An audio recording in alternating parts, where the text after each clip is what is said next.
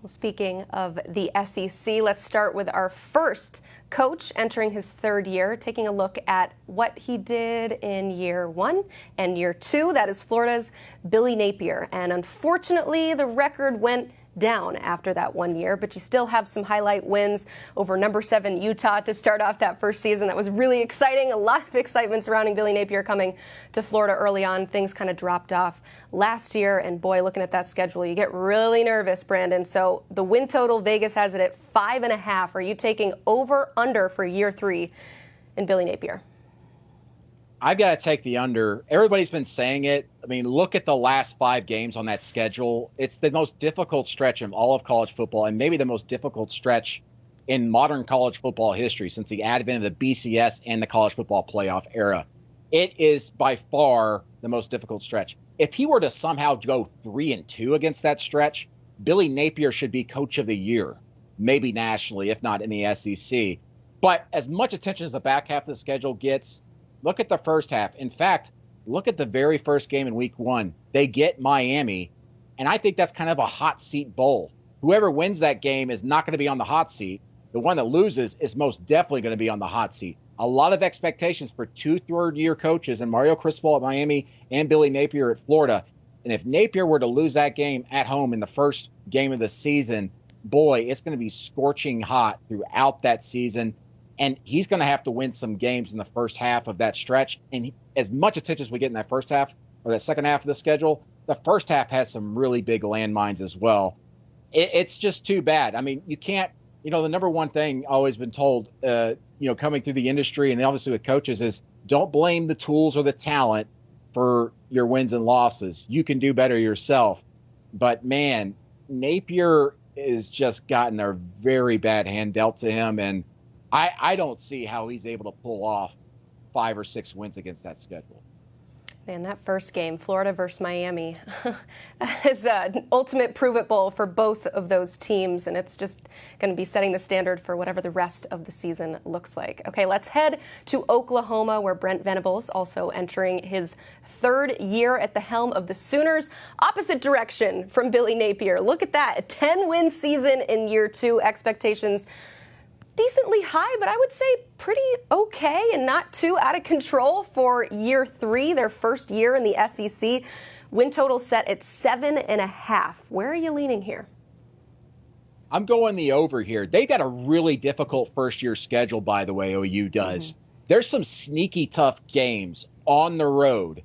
Auburn, which could be on the upswing a little bit this year, maybe an 8-win team itself, and then LSU, as we've talked about earlier. Those are some very sneaky, difficult games. Also, Tennessee early in the season, massive game for OU to prove itself and put itself on the map in the first year in the SEC. But OU has got a lot of great talent on both sides of the ball. And I'm going to tell you what, I am so impressed by what Brent Venables and staff did last season and turning things around in year 2 with Dillon Gabriel at quarterback.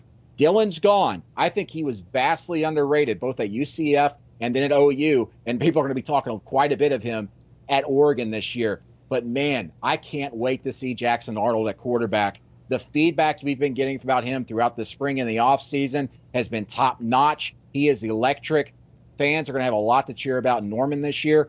I'm going over there. I think they win more than 7.5 games. In fact, I think they win 9 or 10.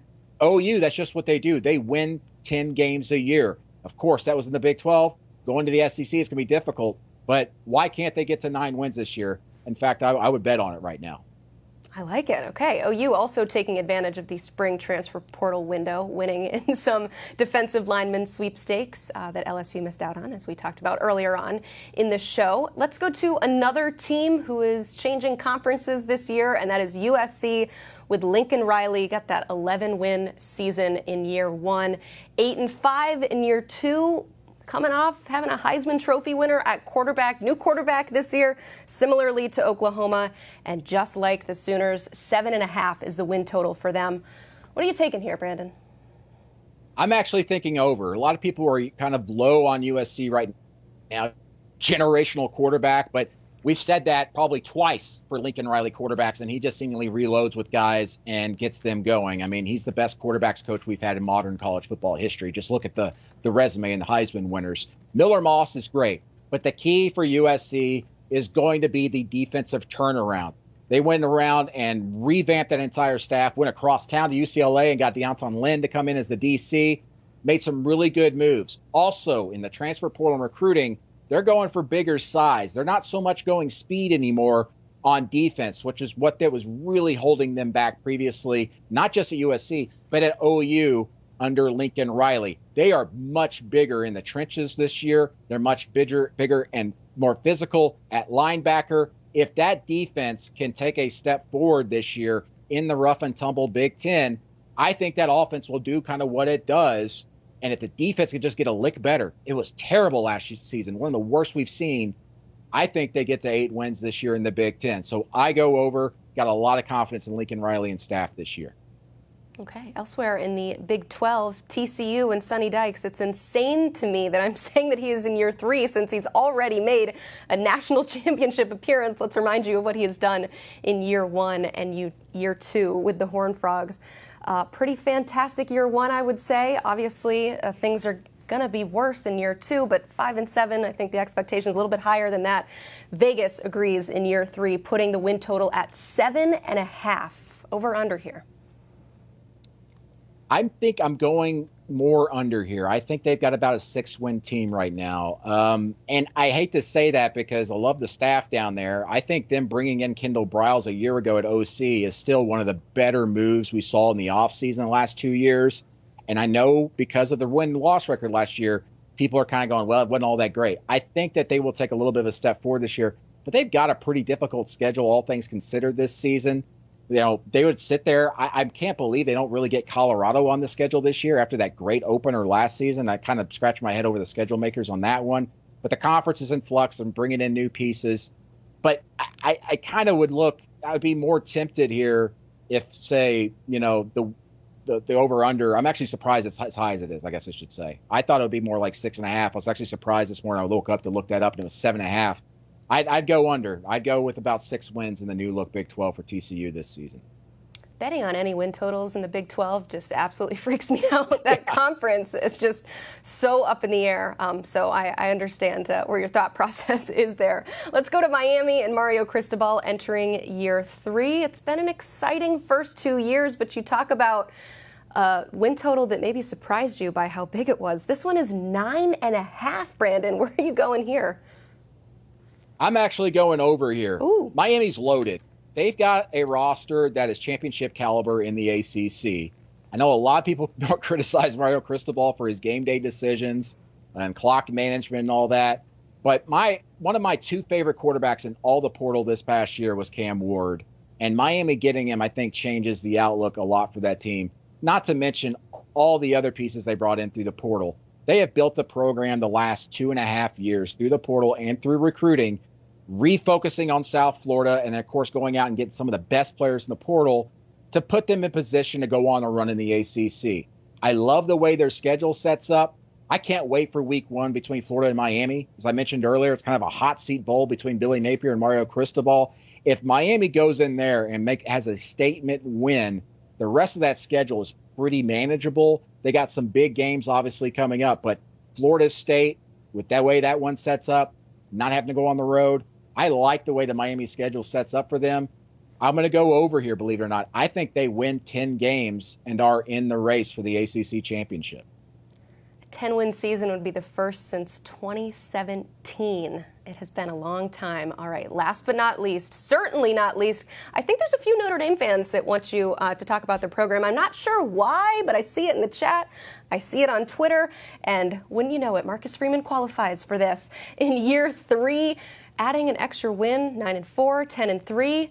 Big question mark, what happens this year? Vegas, though, thinking that there's a potential for him to surpass that 10-win total. 10.5 is the over-under. That's the highest win total amongst coaches in their 3rd season. Brandon, where are you leaning with the Irish? Yeah, one's very difficult. I know I'm getting a lot of flack for not putting them in my top 30. I have my reasons. I've explained myself over and over again. Notre Dame fans don't want to accept it. The other thing is my preseason top 25 is going to look a lot different, especially when I know if Riley Leonard, your quarterback, and some other pieces are healthy. They replace a lot offensively, a lot of new pieces. And they've had some herky-jerky movements the last 2 years and in their starts on the offense. They made the best offseason hire among assistant coaches, getting Mike Denbrock from LSU. What a pull getting him back to Notre Dame after being at LSU, having the number one offense there in the lane. Daniels. This is a team that is built and situated to win at least 10 games this year. And I don't have them in my top 30 right now, but the reason for that is I'm holding back because I don't know what the pieces look like together. I haven't seen them in a game, let alone in a spring practice because of health concerns. So Notre Dame is going to win probably 10 plus games. Their schedule is absolutely manageable. And that could be an issue if they have, like, say, an early season loss and they trip up, because that puts more pressure on to win games. That schedule is not very difficult. They should win 10 or 11 games this season. I think by mid-season, they're probably going to be knocking on the door as a top 5 team. But for me, I just don't have in my top 30 right now because I got a lot of questions. And, you know, people are going to say you look dumb, but personally, I just kept knocking them down because I haven't seen them yet. Everything's on paper. These guys haven't even put some of the pads on for spring practices at times. But, yeah. I guess it's understandable. Your starting quarterback has had multiple offseason surgeries. You're in wait-and-see mode. Yeah. But I'm in wait-and-see mode, but I think they've got the talent to do this. They brought in all-conference receivers at their previous spots. They're really fast at receiver, and they're set at running back. Defense is top 10 already. They return a lot of pieces. This is a top 10 type of team, but I just still got too many questions. Having said all that, I wish the win total was maybe like 9.5 or 10, but that schedule, I can understand why. But right now, I'm hesitant to go one way or the other, but my bet is they win 10 or 11 games. They're going to win 10 or 11 games against that schedule this season.